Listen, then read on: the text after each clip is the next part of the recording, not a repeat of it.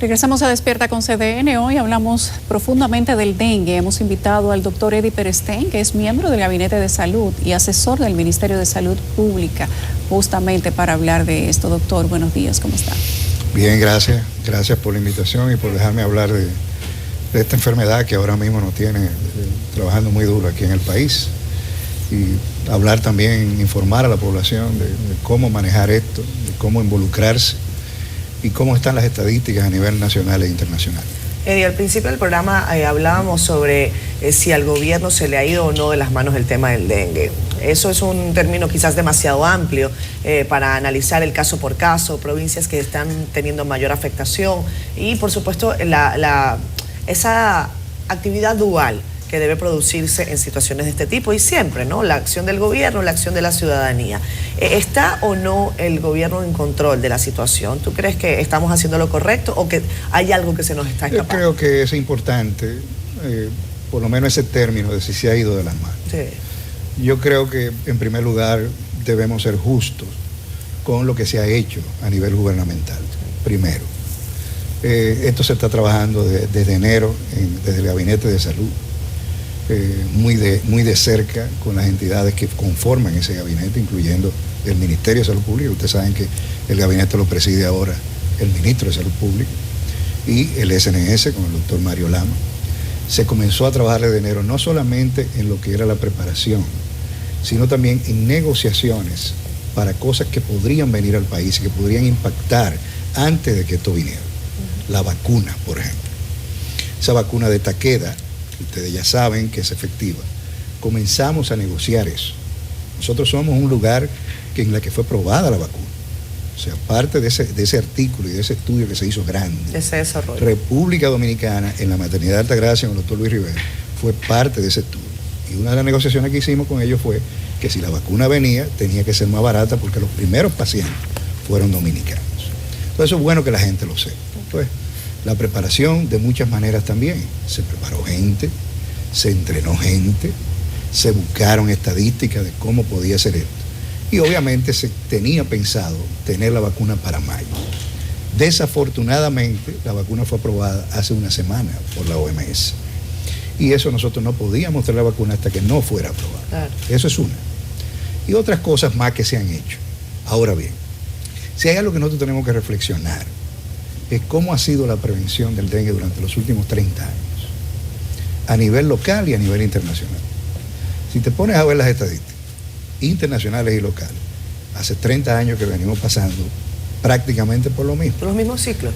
Prácticamente por lo mismo. Se está haciendo fumigación, se va a las comunidades, se trata de hacer todo una, vamos a decirlo así, una estrategia de prevención, pero por alguna razón no resulta. Eso no es solamente aquí. De hecho, si te vas a las estadísticas internacionales, República Dominicana no está entre los primeros 10 países que reporta casos ni que reporta muertes. Claro, a nosotros nos importa lo que pasa a nivel interno, que ahí es que viene el problema. ¿Qué hemos hecho nosotros? ¿Qué estamos haciendo nosotros? Y definitivamente cambiar comportamiento es quizás una de las cosas más difíciles que hay. Y eso es una enseñanza. Eso lo vimos en VIH, SIDA, que tú para cambiar comportamiento es muy difícil. Las comunidades también pasa eso. Entonces hay muchas cosas que nosotros tenemos que hacer y sobre todo tenemos que entender que la prevención tiene que ser más que eso. Posiblemente el año que viene la vacuna pueda hacer un impacto y la píldora que está trabajando Johnson & Johnson, que es un antiviral que se puede usar para prevenir dengue y que posiblemente esté lista para el año que viene. Y otra cosa más que creo que es importante decirlo aquí. La academia, las escuelas de medicina. Nosotros tenemos 15 escuelas de medicina aquí y apenas 2 o 3 trabajan en las comunidades fuertemente. Es una academia que está centrada más en la atención, sobre todo en la atención terciaria, y le da poco menos, no es que no le da, pero le da poco menos chance a la atención primaria en salud. Formar médicos en atención primaria en salud es una de las cosas que tenemos que hacer precisamente para acabar no con esto, sino con cualquier cosa que se parezca a esto, chikungunya, Zika. Zika y cualquier otra poliosis. Eddie, el pueblo tiene un fino olfato, tan fino que sabe darse los gobernantes que él cree pueden resolver su situación en un momento determinado. aunque los números, las estadísticas, las encuestas digan otra cosa, él aplica su fino olfato. El fino olfato del pueblo, el miércoles pasado, 18, le dijo, pasa algo. Porque Salud Pública hizo su habitual rueda de prensa y dijo, la cosa está bajando. Desde la semana anterior dijo, está a nivel de meseta, de aquí es para abajo. Pero sorprendentemente, 2 horas después, el presidente convoca un sinnúmero de instituciones, lanza un SOS, convoca un gabinete especial para luchar contra el dengue, se enlistan 6, 7, 8 medidas que si usted la lee al revés dice, pero no se estaban haciendo, campaña publicitaria fuerte, brigadas a la calle, etcétera, etcétera. ¿Qué pasó el miércoles entre el mediodía y las 5 de la tarde que obligó al presidente de la República a convocarlo a ustedes y a otras instituciones y que se anunciaran una serie de medidas que se supone debieran hacerse 2 o 3 meses antes o de enero, como tú dices? ¿Qué pasó el miércoles? Yo creo que eso no fue una acción de un día, eso es lo primero. Uno tiene que entender que el presidente está muy bien informado y ustedes lo saben bien que es muy sensible al tema de salud. Se reúne con el gabinete de salud cada semana o cada 2 semanas. Y una de las cosas importantes es que había que reforzar lo que estábamos haciendo. Y eso es lo que precisamente yo creo que el señor presidente, que tiene muy buenos oídos, reforzó lo que estábamos haciendo a nivel de coordinación interinstitucional. Pero una de las cosas más importantes de esto, a pesar de lo que se ve, es fumigación, que trabajan con la basura y con otras entidades. Yo creo que quizás lo más importante de todo esto que estamos haciendo es empoderar a la comunidad. Yo estuve aquí con ustedes en COVID, estuve varias veces hablando de COVID-19. Y yo no sé si ustedes recuerdan que yo les decía, lo principal en la ecuación es empoderar a la población. Si la población no se une, usted puede hacer lo que usted quiera. De hecho, ustedes lo saben. Poblaciones que se dividieron en otros países, que uno usaba mascarilla y que otro no usaba mascarilla, el desastre que hubo y cómo fue la respuesta a COVID-19. Aquí no pasó eso. Aquí nosotros tuvimos una población que se unió y que se puso su mascarilla. Y eso es lo que tenemos que hacer. Entonces yo creo que esto, más que cualquier otra cosa, empoderar a esas comunidades y nosotros decirle a ellos, ustedes tienen que atacar esto igualito que nosotros o más. Y tratar de cambiar el comportamiento desde dentro de la comunidad. Es lo más importante que está pasando con esta estrategia que hizo intersectorial, una iniciativa del señor presidente para reforzar lo que estábamos haciendo en el ministerio. Doctor, el presidente habló de una campaña publicitaria fuerte dentro de todas las cosas que se dijeron para apretar un poco las estrategias del COVID. Sin embargo, República Dominicana tiene COVID en un periodo específico durante 45, 50, 60 semanas son. Usted sabrá mejor que nosotros. Sí. Se sabe que a partir de la 45 empieza a disminuir y estamos aparentemente en la 42. Pero si tenemos un conocimiento histórico de cuándo llega el dengue, cómo se multiplica, cómo se produce, cómo contagia, los efectos, cómo se previene. ¿Por qué no hay una campaña educativa de manera permanente de parte de Salud Pública para que, aunque sea por cansancio, haga que la gente trabaje en favor de evitar el contagio del COVID? Creo que eso es importante. Del dengue. Creo que eso es importante. Pero volvemos a lo mismo. Si tú no empoderas a las comunidades desde dentro, es muy difícil que esos anuncios, que posiblemente ustedes saben más que yo de eso, y eso es lo que nosotros hemos oído y hemos aprendido de ustedes. Cuando tú tienes una campaña publicitaria que ya dura mucho tiempo, ya no es lo mismo que una campaña que comienza. Pero el cloro untado tanque tapado funciona. Eso es importante, pero funciona la campaña, pero hay que cambiar comportamiento en las comunidades. Insumos no han faltado. O sea, las comunidades han tenido el cloro, el abate, porque eso es lo más importante cuando tú eliminas los criaderos. Tú puedes fumigar, puedes eliminar los mosquitos, pero tú sabes que hay una cantidad de mosquitos que va a seguir subiendo a la semana. Entonces los criaderos hay que eliminarlos. ¿Cuántas veces no hemos hablado en nuestro país y en otros países de eso que estamos precisamente haciendo? Entonces hay algo más, vuelvo y repito. O sea, hablar con la comunidad y hacer sostenible estrategias de cambio de comportamiento, eso no es parte de un día. Se hace a través de las escuelas, además.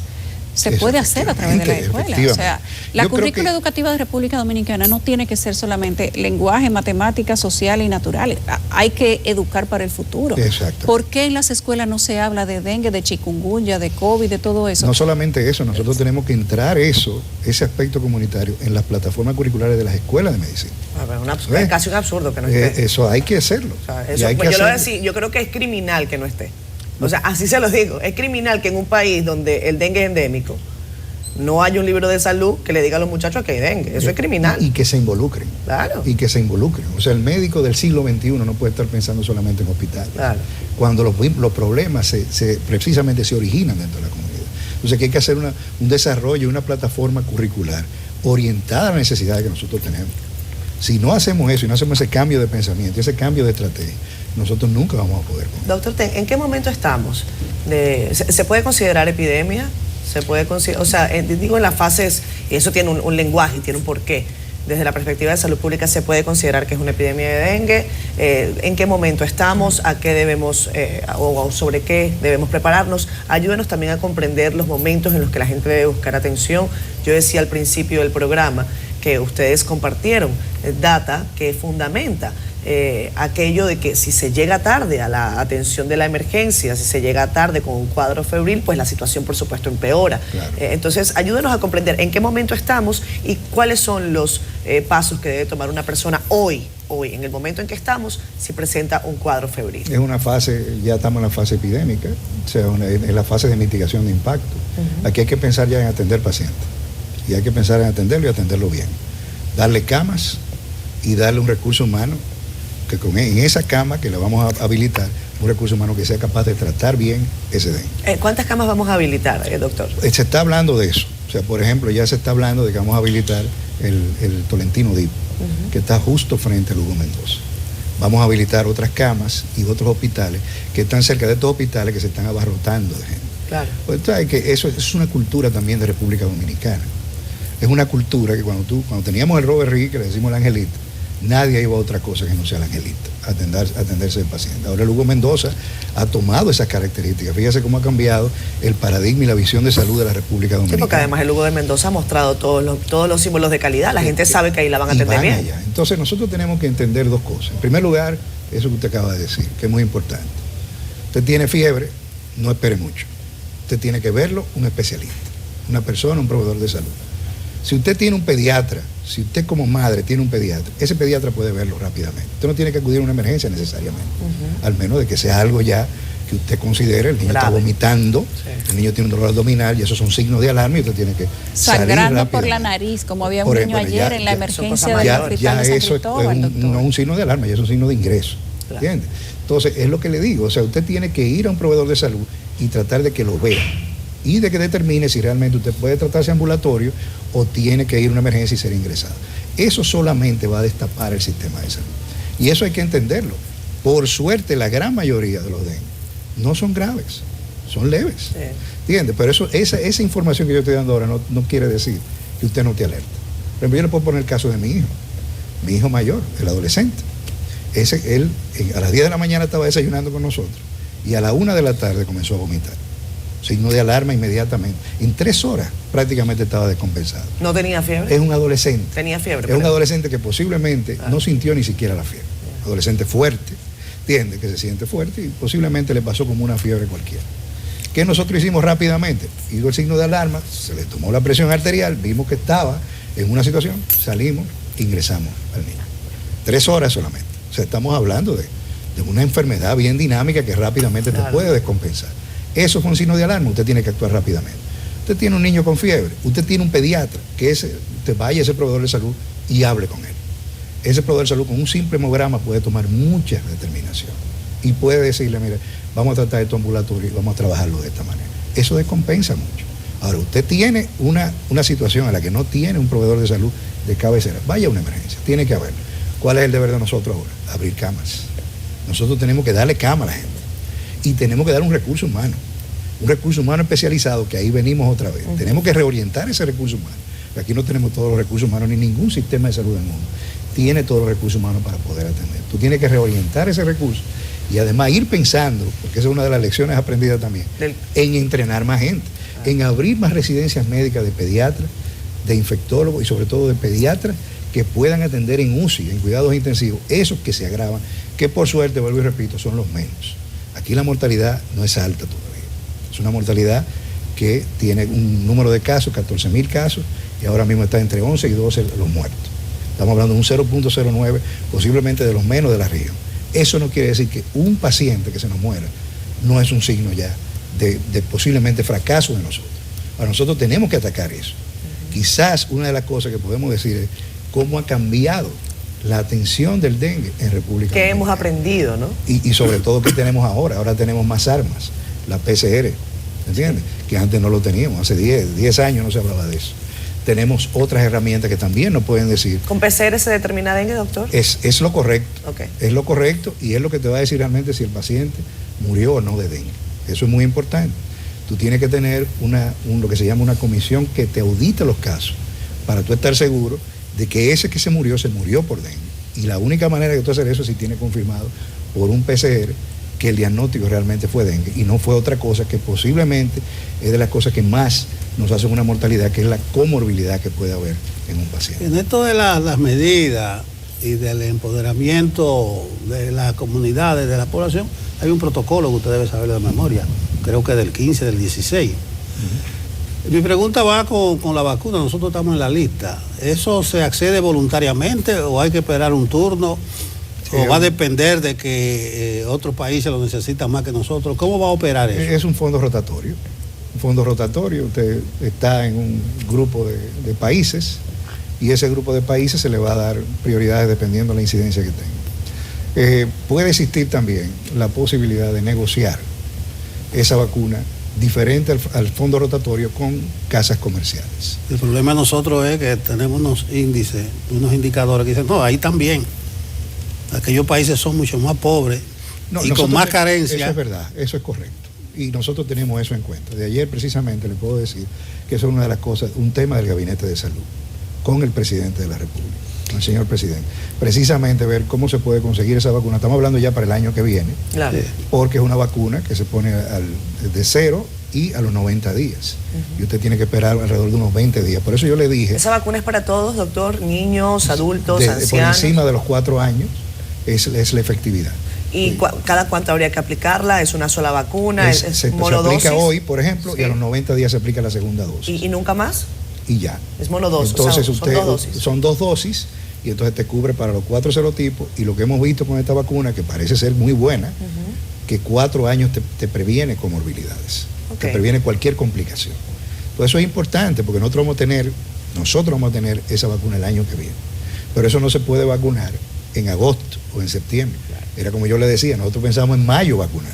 Comenzamos en enero. Antes de que empiece la época de dengue. Pero no teníamos la aprobación de la OMS. Tuvimos que esperar ahora y ya ahora estamos en el medio del brote, Claro. o sea, en medio de lo que es la mitigación de impacto y que posiblemente en 4 a 6 semanas esto va a bajar. ¿Esta vacuna es solo dengue o también incluye Zika? No, dengue. Solo dengue. Solo dengue y los 4 serotipos y aparentemente tú tienes una posibilidad de 4 años de que no dé comorbilidades, es decir, que tú puedes impactar grandemente lo que va a ser el número de casos y también las complicaciones que pueda haber por la Doctor, enfermedad. cuando Salud Pública dijo a inicios de semana que se encontraba el país en una especie de meseta y que ya se esperaba que empezaran a bajar los índices de dengue, esto antes de que la cosa se revolteara en la opinión pública y se llamara por parte del Poder Ejecutivo a un nuevo comité de emergencia, etcétera, para tratar el tema del dengue, ya Salud Pública había dicho a manera de calmar a la población de que pareciera que la cosa no era para alarmarse y que faltaban, si estaba en la semana 42 y empezaba a bajar en la 45, faltaban todavía 3 semanas como de pico de dengue. ¿Cuál es la realidad en cuanto a lo que la gente puede esperar? O si el hecho de que se llegue a la semana 45 y siguen los criaderos, etcétera, implique que a pesar de cruzar esa semana, que es una semana límite, los contagios puedan seguir subiendo. Eso va a depender de varias cosas. En primer lugar, todo el mundo sabe que al mosquito no le gustan las temperaturas bajas. El frío. No le gusta. Si tú tienes calor, tienes todas las condiciones para que esto se siga desarrollando. A medida que tú haces intervenciones, entonces va haciendo que esto sea menos o más. En primer lugar, el clima tiene que ayudarnos. Si comienza el clima a bajar, o sea, la temperatura a bajar, nosotros vamos a comenzar a tener menos casos. Eso es uno. Lo segundo, los susceptibles. Nosotros tenemos una cantidad de gente susceptible aquí, porque el tipo que está circulando más frecuente, el tipo 3, no venía desde el 2019. Entonces tú tenías un grupo de niños que no había sido expuesto, incluyendo los más pequeños, pero ese tiene un tipo de dengue, ese le da el dengue por primera vez. ¿Por qué el adolescente? Mi hijo adolescente se afectó y tuvimos que salir con él a ingresar. Mi hijo posiblemente ya estaba afectado de uno anterior. Entonces al venir le da más duro, como decimos en dominicano, le da más duro. Entonces tú tienes que salir con él porque va a ser una reacción muy diferente a lo que fue la chiquita mía, que también le dio dengue, pero tuvimos que la trabajamos en la casa. Pues, ¿cuántas veces puede dar dengue, doctor? No, si te da un serotipo no te da más. No te da más. Esa es la suerte. Okay. Posiblemente la vacuna lo que te está cubriendo es eso precisamente, que te está cubriendo un nivel inmunológico por 3 o 4 años que tú puedes estar, vamos a decirlo así, tranquilo, vigilante, pero tranquilo. ¿Entiendes? Temperatura, los susceptibles que hay y las intervenciones que tú hagas. Por eso entendemos que fue acertado este reforzamiento que se hizo. Porque mientras más cosas tú hagas, más impacta a la población. Pero en este momento, aparte de todo eso, hay que garantizar camas. La población tiene que tener confianza en que nosotros le vamos a dar un sitio. Camas y recursos humanos. Y buena atención, doctor. En ese hospital de San Cristóbal no tratan a la gente como gente. Bueno, ahí vamos a otra cosa. Pero tú tienes que tener camas, porque si no es un hotel, claro, y una gente que te atienda bien. Entonces, ahí es que estamos trabajando duro ahora mismo. Esto que tú acabas de decir es importante también, la humanización de los servicios. Una de las cosas que más hemos trabajado aquí y que tenemos que seguir trabajando. Cuando estas cosas lo vemos y hay eso nosotros tenemos que trabajarlo y ver dónde que está pasando para nosotros impactar sobre eso. Doctor, el asunto del tratamiento del dengue, hoy hay un artículo publicado en la prensa nacional sobre el costo que tiene, por ejemplo, las plaquetas, que es un costo importante para muchas familias en la República Dominicana, y me gustaría saber cómo el gobierno está abordando este particular. Si hay suficientes plaquetas, si se están brindando de una manera gratuita en los centros de salud. Es bueno abundar sobre este particular, porque a alguien le dicen dengue y se asusta, por supuesto, por la vida, que es lo primero, pero también porque dice, ¿cuánto voy a tener que gastar por esto? Y si son 2 o 3 miembros de la familia, terrible. Correcto. Tú tienes que garantizar los insumos, como habíamos hablado. Tienes que tener el hemocentro que tenga disponibilidad de plaquetas. Tú tienes que llamar a donantes para que pase eso. Y tienes que tratar de habilitar la cantidad suficiente según las estadísticas que te está reportando el Hugo Mendoza, que te está reportando el Arturo Grullón, que te está reportando el hospital de San Cristóbal. Todos esos hospitales que están ahora mismo, que la gente está acudiendo, tú tienes que tener una estadística de cuánto te están pidiendo plaquetas y tienes que tenerlo en el hemocentro. Hasta ahora no nos ha faltado. No nos ha faltado inmunoglobulina. ¿Se están aplicando de manera gratuita? Se están aplicando de manera gratuita. Hay personas que a nivel privado lo están costeando, claro, pero ya eso es a nivel privado. Nosotros estamos tratando de que cuando haya una necesidad, cumplir con esa necesidad. Nosotros esperamos hacer una mitigación de impacto como le estamos haciendo. No ha subido la mortalidad, vamos a abrir camas y vamos a tener los insumos. Inmunoglobulina, por una de las complicaciones más frecuentes en el dengue, que es el Guillain-Barré, para tenerla ahí, y todo lo que sea necesario en términos de hidratación, porque es una enfermedad que lo que necesita es hidratarse para no complicarse. Si nosotros tenemos eso y el recurso humano descansado, hábil para trabajar, nosotros creemos que con la temperatura baja que viene, esto en 4 a 6 semanas va a pasar a ser algo mucho menos que lo que estamos teniendo ahora. Usted sin mascarilla no tiene la cara de COVID. Pero yo no sé si el COVID está ya en un segundo plano, pero quiero preguntarle sobre la influenza. Se habla de la vacuna, se ha acelerado el proceso. ¿Cómo está incidiendo? No, recuerda que hicimos una campaña ahora de vacunación contra la influenza. Creo que es una de las cosas que tanto el señor presidente, como el ministro de Salud, es una de las cosas que más énfasis ha hecho. El presidente es muy sensible a esas cosas, a la población sobre todo más vulnerable, mayores de 60 años, hace indicaciones claras. Yo creo que, vuelvo y repito, yo me siento muy contento de que me hayan mantenido, a pesar de que el COVID haya bajado, me hayan mantenido en el gabinete de salud. Ustedes saben que me trajeron fue para trabajar en COVID-19. El COVID no le hemos quitado la guardia, todavía estamos trabajando bien duro con eso. Hay los boletines salen semanalmente. Pero el COVID, por suerte ya, es algo que podríamos decir que está controlado. Lo tenemos bajo. Y la gente mentalmente no está en el COVID ya tampoco. Bueno, es que ya realmente es como todos los virus, excepto estos virus que son virus que no hemos tenido esa oportunidad de hacer un impacto. Creo que con la vacuna lo vamos a hacer. Pero como todos los virus, la historia natural de los virus es que tú vas disminuyendo la virulencia y que el virus tiene que mantenerse siendo menos virulento, porque si es muy virulento y comienza a matar gente, él mismo desaparece, porque él necesita de nosotros.